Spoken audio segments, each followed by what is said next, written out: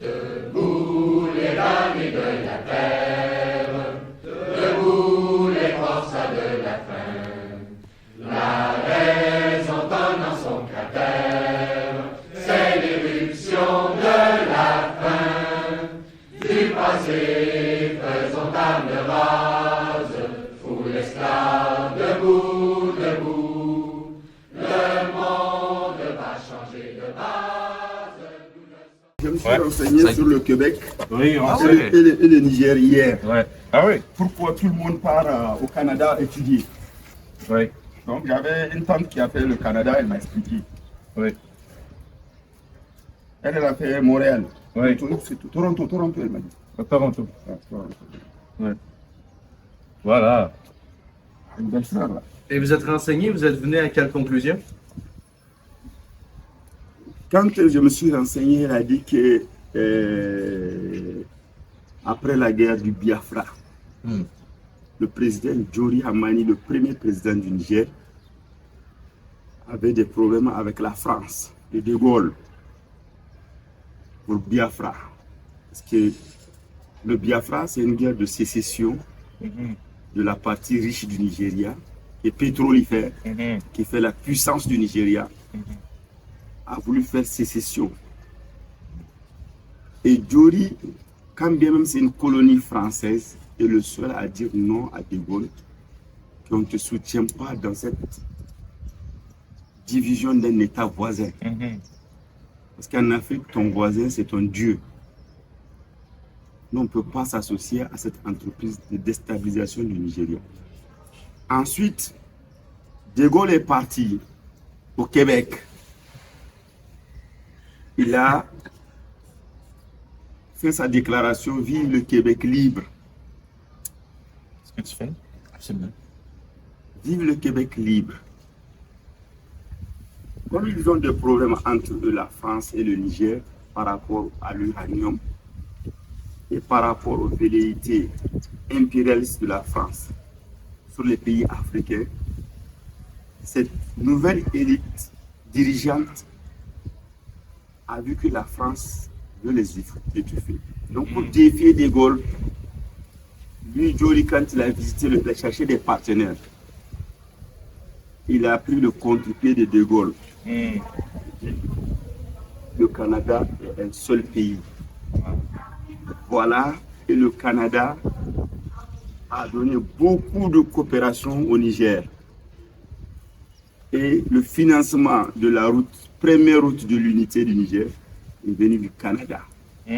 Donc les entreprises canadiennes sont invitées à venir investir au Niger pour contrebalancer les entreprises françaises. Voilà comment le Canada a donné beaucoup de bourses aux Nigériens pour aller étudier, soit à Montréal, au Québec, à Toronto, dans tout. Voilà l'histoire. C'est logique. Donc, ça a permis un partenaire alternatif Alternatif à la France. À la France, Voilà. dont vous étiez une néocolonie. Nous étions une colonie. Une colonie. Voilà. Tout Et le néocolonialisme français nous empêchait de respirer, Oui. nous empêchait de vendre notre uranium, nous empêchait d'exploiter nos ressources, nous empêchait de prendre des positions contraires, quand bien même elles nous plaisent. Donc on a préféré, au lieu d'aller vers l'Angleterre, vers l'Union soviétique, ce qui est à l'époque de la guerre froide un problème, aller vers l'Union soviétique comme l'a fait le Mali, aller créer un coup d'État à Jori. Donc lui, il a cherché dans le bloc occidental un allié. Il a trouvé, et dans un allié, pas n'importe lequel, celui qu'il comprend, avec qui ils ont une langue au moins commune, comme le Canada a une langue française qui est parlée là-bas. Il a préféré faire l'alternative à la France, faire du Canada une alternative à la France. C'est vraiment intéressant, ce point-là. Voilà. Oui. Puis, donc vous, Monsieur Alassane, vous appartenez à la WAPO. À la WAPO Oui. et à l'ORDN. La WAPO, c'est la West African People Organization. En français, OPAO, Organisation de peuples d'Afrique de l'Ouest. Oui. Cette organisation compte 33 membres dans tous les pays de l'Afrique de l'Ouest que ce soit au Ghana, au Nigeria, au Bénin, au Togo, au Burkina, au Mali, au Sénégal. Tous ces camarades, on s'est rencontrés ici suite à cette conférence anti-impérialiste. Et notre organisation, l'ORDM Tarmamoua, qui est un parti politique de gauche, organisation révolutionnaire pour une démocratie nouvelle, des membres de WAPO. Et nous sommes ici sur invitation de la DIP à la WAPO. La DEP, à ceux qui écoutent, c'est la dynamique unitaire panafricaine. Donc, c'est l'organisation qui organisait sur le terrain la conférence de la plateforme anti-impérialisme mondial. OK. Donc, nous avons une seconde question pour vous. C'est à savoir le coup d'État qu'il y a eu au Niger tout récemment et qui a permis aussi au Niger de rejoindre l'AES. Que pensez-vous de ce processus-là? La manière qui s'est effectuée, puis est-ce que vous pensez que ça a un caractère révolutionnaire pour le Niger et les pays qui l'entourent? Oui, pour comprendre ce qui s'est passé le 26 juillet 2023 au Niger, il faut prendre ça depuis les indépendances. Parce que depuis les indépendances, je ne ferai pas l'histoire, il y a eu Maldon. La France a donné une indépendance formelle, mais pas une indépendance totale aux pays africains. Quand Sékou Touré a dit non à la France lors du référendum d'autodétermination de 1958, la France a paniqué. Parce que l'Empire vient de sortir d'une grande guerre, la Deuxième Guerre mondiale. L'Empire, la France, en tant que métropole, n'a pas de ressources. Elle compte sur les ressources africaines, sur les colonies africaines pour sa reconstruction et pour son positionnement dans le monde. La France a été vaincue quand même. Elle doit être du côté des vainqueurs, des vaincus, pas du côté des vainqueurs. Mais par l'alchimie de la politique, la France se retrouve du côté des vainqueurs. Ce qui n'a pas plu, on le sait après les documentaires qu'on a vus à l'Angleterre, aux États-Unis, qui ont tout fait pour la maintenir dans le camp des vainqueurs. Mais le génie de Gaulle l'a maintenue dans le camp des vainqueurs. Mais elle a besoin, une chose est d'appartenir au camp des vainqueurs, une autre est de l'assumer et d'avoir les moyens de cette position-là. Et ces moyens vont lui venir des colonies. Quand les peuples africains ont commencé à revendiquer leur indépendance, il y a eu une crise en France. On est passé de la 4e République à la 5e République, de la 3e à la 4e République. La 4e République n'a pas donné beaucoup d'espoir. Et De Gaulle est arrivé. Il a proposé comme solution le référendum d'autodétermination pour savoir si oui ou non l'Empire va résister. Heureusement, malheureusement, heureusement ou malheureusement, je ne sais pas dans quelle position on se met. Quand Sékou Touré a dit non, De Gaulle a compris que tout le monde dira non. Donc il est reparti maintenant se réorganiser pour truquer les élections. Et au Niger, Djibo Bakary, qui porte l'indépendance immédiate, a été saboté. Le non a été transformé en oui. Et donc le germe de la discorde déjà est né dans les institutions politiques du Niger. Donc tout le règne de Djori Hamani, qui est un proche de De Gaulle, de Georges Pompidou, de la nomenclature française, a été marqué par une violence politique. Le parti Sawaba, qui est censé porter le Niger à l'indépendance, a été opprimé dans le sang. Et les stigmates sont restés. Et malgré l'alignement de Djori à la politique de De Gaulle, le néocolonialisme français ne l'a pas laissé faire le bonheur des peuples. Djori était, je vous expliquais, Djori était obligé de chercher une alternative au Canada pour faire le bonheur de son peuple. Le sabotage de la France est parti jusqu'à fomenter un coup d'État contre Djori le 15 avril 1974, mené par le colonel Séni Kounti et ses amis. Parce que le deuxième coup d'État du Niger, le premier coup d'État, celui du oui au référendum, c'est la première fois d'ailleurs qu'il y a eu un coup d'État démocratique dans le monde. C'est De Gaulle qui l'a organisé au Niger. Le deuxième coup d'État, il est militaire, organisé par la France au Niger. Séné Kountché prend le pouvoir, il casse le parti RDA, le parti Sawaba. Lui, il va mourir au pouvoir en 87, le 10 novembre 87. Les militaires organisés dans ce qu'on appelle le Conseil militaire suprême, CMS, fait la succession avec le général Ali Chebou, qui vient au pouvoir, mais malheureusement, le monde était dans une conjoncture économique. Et la France, en panne de ressources pour soutenir son empire, ses colonies, avec Mitterrand au sommet de la Baule, a conditionné l'aide publique française à la démocratisation du système politique. Parce que même les militaires qu'ils avaient instrumentalisés ont fini par comprendre la supercherie de la France et ont commencé à s'aligner vers des positions de gauche. Voilà. Donc il fallait encore tuer cette révolution-là. Des militaires qui ont commencé à se positionner à gauche. Et il fallait les substituer par des valets qui sont dans les syndicats, dans les coins, une fois qu'elle les a instrumentalisés, que le pays était pressé, parce que le programme d'ajustement structurel a affaibli le pays. Les usines se fermaient, donc la population, le peuple est pauvre, les moyens manquent, les syndicats ont pris de la puissance. L'impérialisme est passé par les syndicats pour abattre les progressistes. C'est comme ça que les syndicats en 1991 ont imposé au CMS, au gouvernement militaire, la conférence nationale souveraine. Le 29 juillet 1991, tout ce qu'on appelait entre guillemets les forces vives de la nation se sont retrouvées pour un nouveau cap souverainiste. Oui. On a apprécié, c'était l'heure. On a abattu tous les fondamentaux. On a repris, on est parti dans la démocratie. Avant, il y avait le parti unique, le mouvement pour la société de développement. On l'a obligé à accepter le multipartisme. C'est là que notre organisation RDM est née, en 91 aussi, avec 15 autres partis politiques ou bien un peu plus. Et on est parti aux élections libres.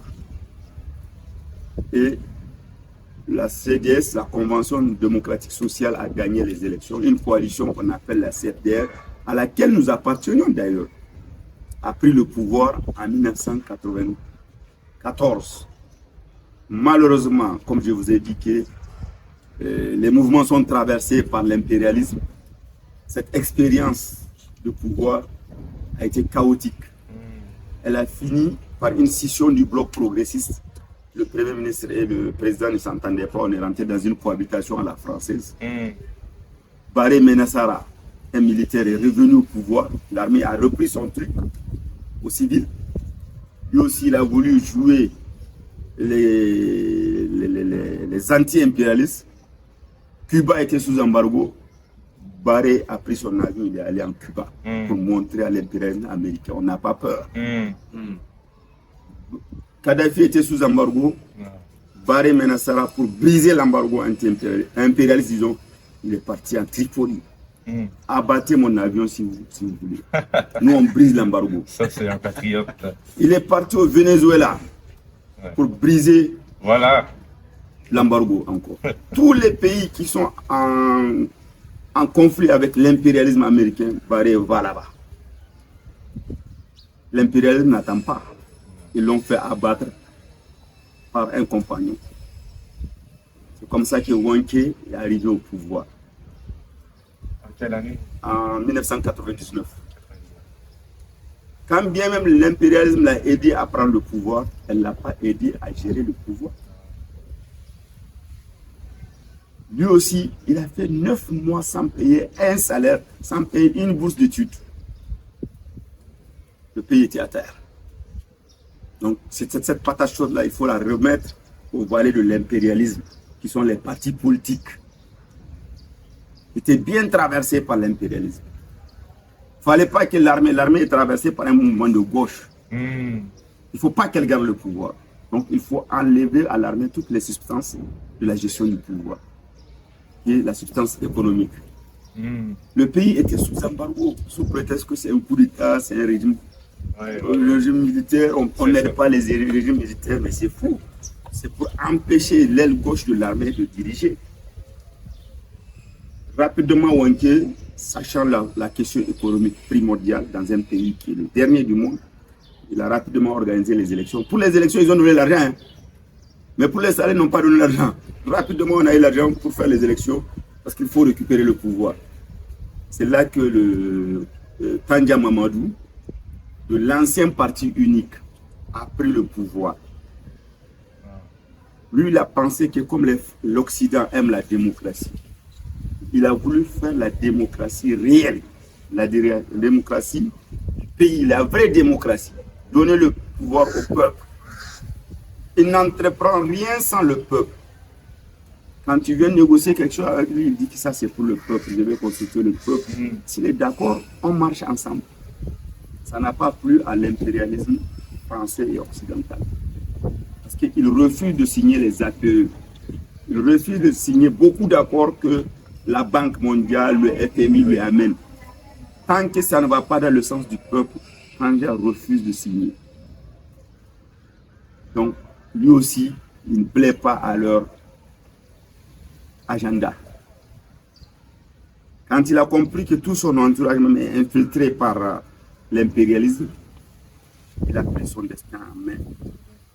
Il a décidé de prolonger son pouvoir au terme de 2 mandats. C'est ce qu'on appelait Tazarchi. Ça s'appelle la prolongation.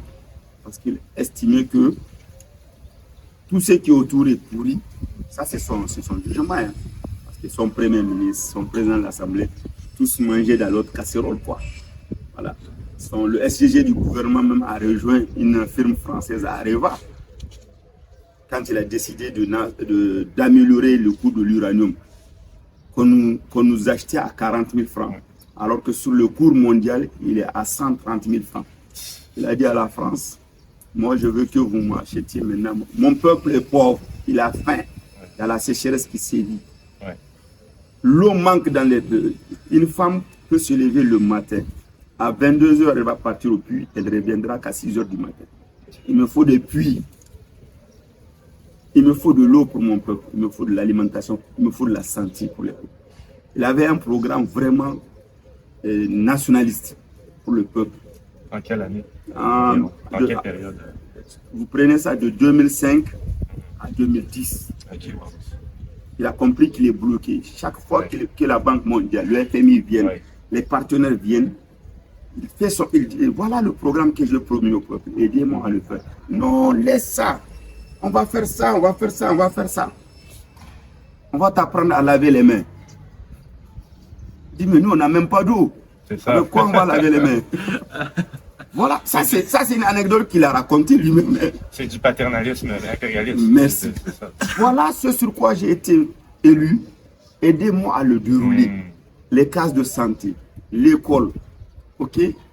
Et comment on dit, l'eau. Aidez-moi à le faire. Dis non, laisse ça de côté. Nous, on a un autre agenda, tu suis. Il a refusé. Et malheureusement, autour de lui, tout le monde lui mettait la pression. Non, président, pourquoi vous n'avez pas signé ça? C'est bon pour nous. Non, c'est moi qui suis élu. C'est moi qui réponds devant le peuple. C'est pas toi.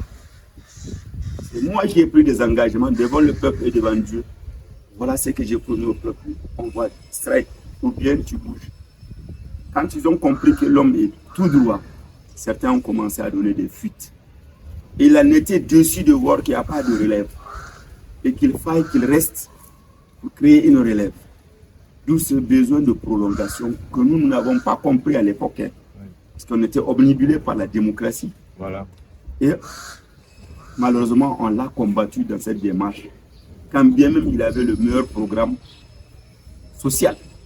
Parce que même pour les agriculteurs, quand le kilo de mil est à 100 francs sur le marché, lui, il le rachète à 200 francs pour le paysan. Pour leur donner les moyens de subsistance. Il faisait la concurrence au capitalisme aussi. Quand il y a quelque chose qui est d'usage commun, d'usage public, il le subventionnait. Le carburant qui était à 540 francs, il l'a ramené à 400 francs. À 400 francs pour permettre aux ménages d'avoir des groupes électrogènes pour s'éclairer moins cher. Tout ça, c'est des avancées qu'il a. Les soins de 0 à 5 ans, il les a gratifiés. Quand tu as un enfant de 0 à 5 ans, quand il dit c'est free.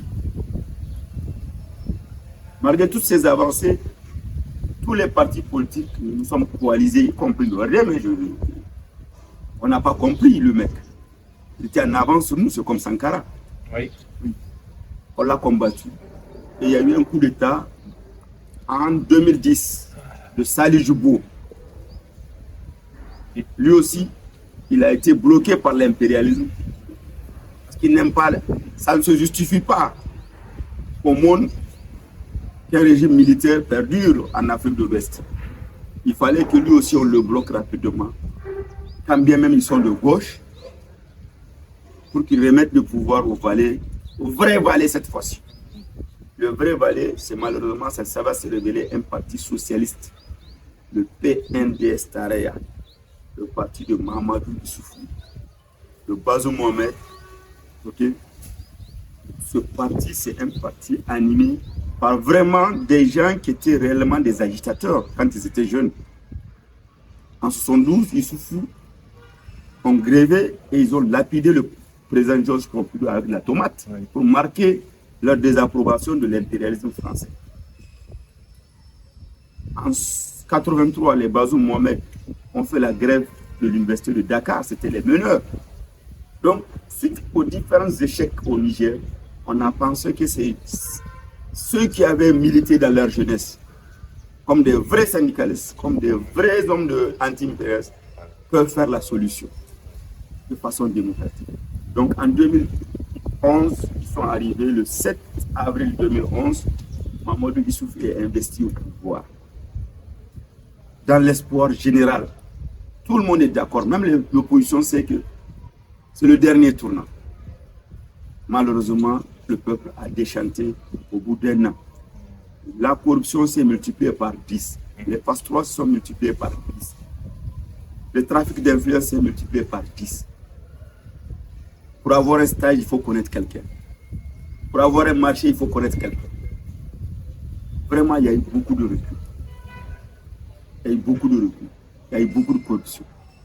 Et la France est devenue omnipotente au Niger. Et c'est comme ça qu'ils ont soutenu l'assassinat de Kadhafi, qui a ouvert le brasier de tout le Sahel que vous connaissez. Et les populations sont tombées encore avec la pierre taillée. Parce que même pour cultiver ton champ, il faut regarder à gauche, à droite. Il faut demander autorisation à des terroristes pour aller s'aimer dans ton champ. Détail exemple, Issoufou a décapité l'armée pour montrer au monde que non, l'armée nigérienne est incapable de faire face à des attaques terroristes. Il fallait l'armée française. Et c'est comme ça que Barkhane est arrivé au Niger en 2014. Si bien que notre armée est devenue un sous-traitant de l'armée française sur notre propre territoire. Donc, un manque de souveraineté. Voilà des gens qui étaient jeunes, qui réclamaient la souveraineté, qui arrivent au pouvoir et qui compromettent la souveraineté. Et le pays était sous coupe française. C'est comme ça que ça s'est passé. Même quand l'armée identifie des terroristes, on demande l'autorisation aux Français de les abattre ou de ne pas les abattre. Le temps de cette communication-là, on a fait disparaître les terroristes ou bien les éléments essentiels du terrorisme. Et en 10 ans de présence dans le Sahel, la France n'a pas tué une tête du terrorisme. Elle n'a pas pu. Si tu vois la France agir, c'est qu'on a tué un Français, ils agissent par vengeance. Pas parce qu'ils veulent protéger les populations du Sahel. Parce qu'on a tué un de leurs. Tous les faits d'éclat de l'armée française pendant les 10 ans sont des faits de vengeance. Et on a fini par comprendre que la France n'est pas là pour nous. Que ce soit au Mali, au Burkina, au Niger, elle n'est pas là pour nous. Quand nos militaires tombaient par centaines, elle ne voit pas. Mais quand un Français tue, elle voit d'où est-ce qu'est venu et jusque dans quelle grotte le gars est caché. Elle va l'abattre. Donc, au sein de l'armée, les questions ont commencé à se poser. Des jeunes officiers ont tenté. Il y a eu 5 coups d'État contre Mamadou Issoufou qui ont échoué. Mais l'histoire étant en marche, la majorité de l'armée a compris qu'il y a un problème. C'est la France qui instrumentalise les terroristes. Et qu'il faut que notre armée se ressaisisse. Et c'est ça, le 26 juillet, la garde présidentielle a dit à Bazoum Mohamed, qui a succédé à Mamadou Issoufou, et qui a continué la même politique que Issoufou, de vassalisation du pays. Stop. C'est là le coup d'État du 26 juillet. Et donc, pour répondre à votre question, suite à ce rappel historique, c'est vraiment un coup d'État révolutionnaire. Voilà. Parce que la CEDEAO, quand vous voyez, c'est au Niger qu'on fait un coup d'État. C'est en France qu'on convoque un conseil de sécurité. Le Niger est un pays souverain. Pourquoi Macron convoque un conseil de sécurité en France? Parce qu'il y a eu coup d'État au Niger. Il y a un problème. Parce qu'il estime que le Niger est une sous-préfecture de la France. C'est comme la Martinique ou bien, comment on appelle, l'île de Calais ou bien quoi. Je ne sais pas, je connais pas. C'est comme ça. C'est comme s'il y a un problème dans un département français, quoi. Mieux, il instrumentalise la CEDEAO pour asséner des sanctions inhumaines, iniques au Niger. Et le peuple ayant compris maintenant, le peuple a fait bloc derrière son armée, okay, pour soutenir le coup d'État. Et le peuple est sorti massivement dire non à la CEDEAO, non à Macron. Et le peuple a été entendu par tout le monde. Parce que même en Occident, on a vu des mouvements de solidarité pour le Niger. Quand Ouattara dit qu'il va attaquer le Niger, c'est des Ivoiriens qui sortent, qui disent non, nous sommes solidaires du peuple nigérien. Quand Tinubu au Nigeria dit qu'on va attaquer le Niger, il donne un ultimatum. C'est le peuple nigérien, d'est en ouest, du nord au sud, qui disent non, nous n'irons pas combattre les Nigériens. Ils luttent pour leur souveraineté, nous sommes pour leur souveraineté. Les Sénégalais se sont réveillés. Partout en Afrique et dans le monde, on a vu des manifestations de solidarité. C'est en cela que c'est un acte révolutionnaire. Je crois que j'ai répondu à votre question. Vous avez très bien un long développement, mais qui était nécessaire, parce que pour comprendre ce que vous avez fait avec le coup d'État, il faut le comprendre dans son histoire, son historicité, c'est ça. Et pour plusieurs Québécois, ça peut être quelque chose de contre-intuitif de voir que l'armée peut être populaire. Parce que au Québec, on est dans le cœur de la bête impérialiste. Ok. Et pour nous, l'armée, c'est une entité étrangère au peuple. Ok, ok. Mais vous, ce qui s'est passé, c'est que l'armée s'est connectée au peuple. Oui. Pour assurer la souveraineté du peuple. Oui.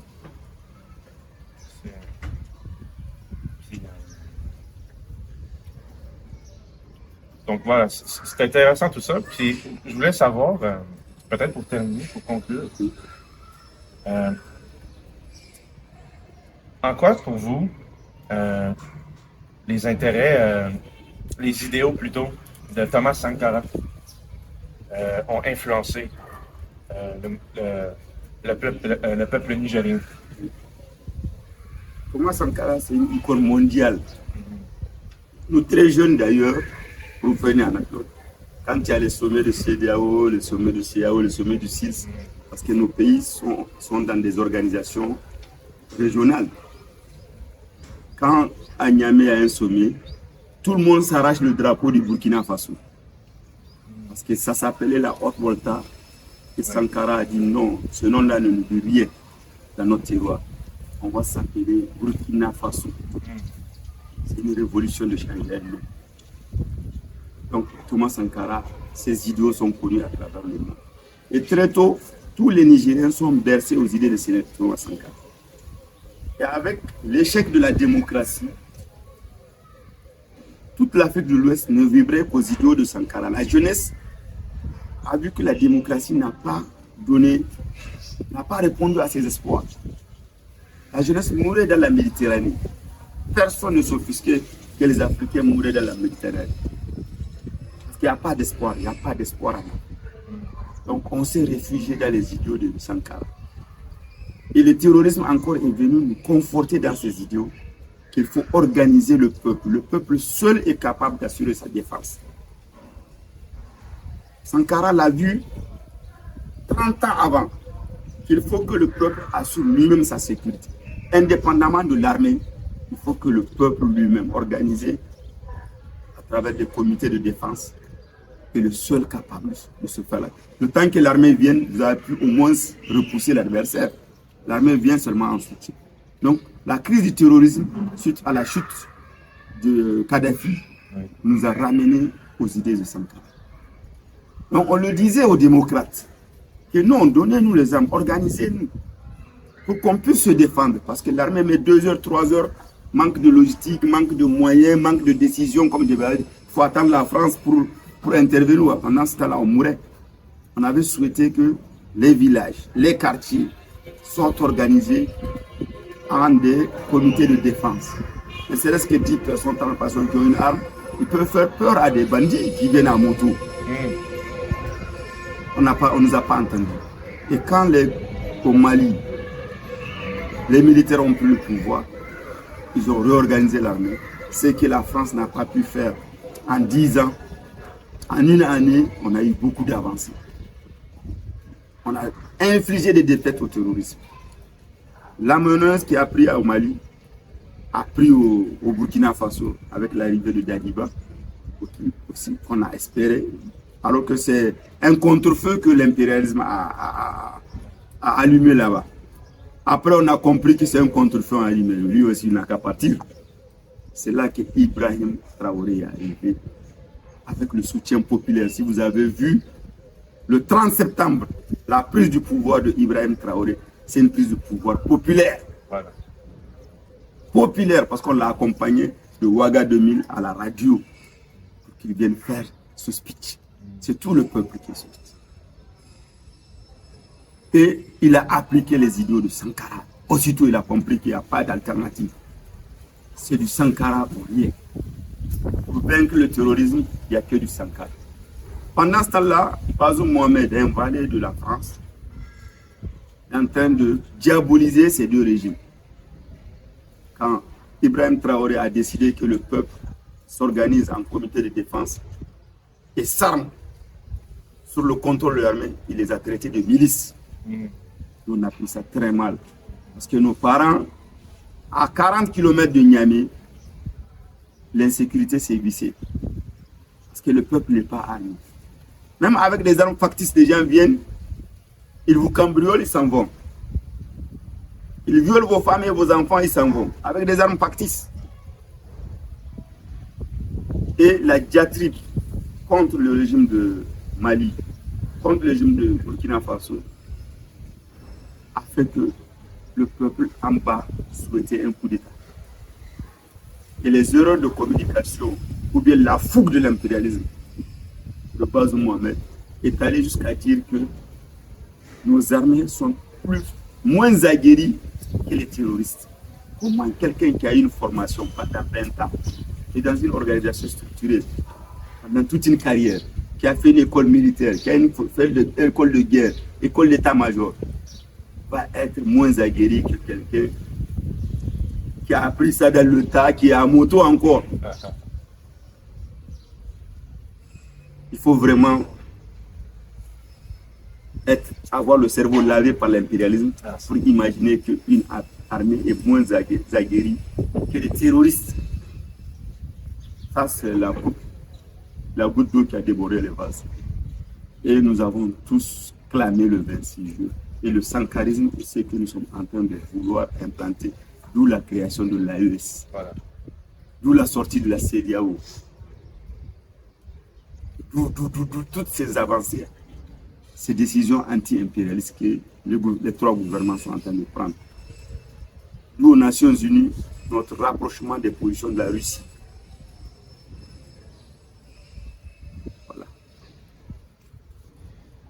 Puis, vous, camarades, vous dites que vous connaissez le Québec.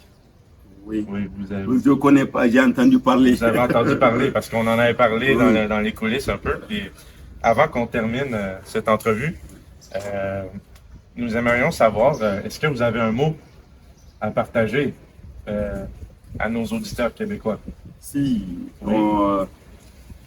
le Québec, on partage la langue française avec le Québec. C'est un atout, quand bien même c'est une langue du colonisateur. On l'accepte, il faut un lien souvent, quand c'est fait, c'est fait. Ça rapproche le peuple entre eux. Et comme je l'ai dit en introduction, beaucoup de nos cadres ont étudié au Canada et la majorité c'est au Québec. De retour, je vais essayer de voir s'il y a un registre pour voir si les anciens étudiants du Québec, surtout dans l'ingénierie, les ponts et chaussées, l'électricité, on a formé beaucoup de gens au Canada, je ne sais pas si au Québec. On va voir la répartition des étudiants dans vos différentes universités pour savoir si c'est au Québec qu'ils ont fait. Mais généralement, ils ont étudié en langue française et ils ne sont pas anglophones. Donc, je suppose qu'ils ont fait au Québec. Parce que nombre d'entre eux ne parlent pas un mot de l'anglais. Voilà. Donc, vraiment, c'est un peuple que nous avons les échos à travers la Radio Canada qui émet sur TV5. On suit beaucoup d'émissions qui viennent du Québec. Beaucoup d'émissions. Et je peux vous dire que peut-être qu'on connaît mieux le Québec que vous, quoi. Oui. Parce que chaque matin, entre 6h30 et 7h, on reçoit Radio-Canada et qui émet depuis le Québec. Ouais. À travers TV5, oui.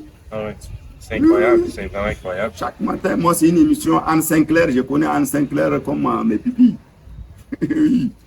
Ah oui. Voilà, elle est l'animatrice. Mais c'est fou tout ce que vous nous racontez. Voilà. Parce que c'est une animatrice que j'apprécie beaucoup, présentatrice. Mon Dieu. Oui. Mais il y a une amitié, il y a une fraternité entre le peuple québécois et le peuple nigérien. Oui, on la ressent par la francophonie. Puis qu'est-ce qu'on parlait hier, c'est que la langue française, au début, c'était la langue des colonisateurs. Oui.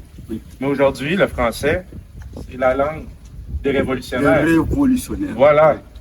Puis on ressent cette énergie-là, le Québec. Oui. Quand on est arrivé tout de suite à Dakar, on l'a senti. Merci. Ouais. Et on est vraiment heureux. Oui. On est vraiment heureux. Merci. Et voilà. Donc, nous, on vous a posé toutes nos questions. Oui. Mais on vous remercie grandement pour cet entretien. Merci. C'est un plaisir pour nous. Ben oui. Et quand vous allez au Québec, dites au peuple québécois que nous sommes dans la lutte avec eux. Voilà. Et leur contribution est attendue pour la libération du peuple africain.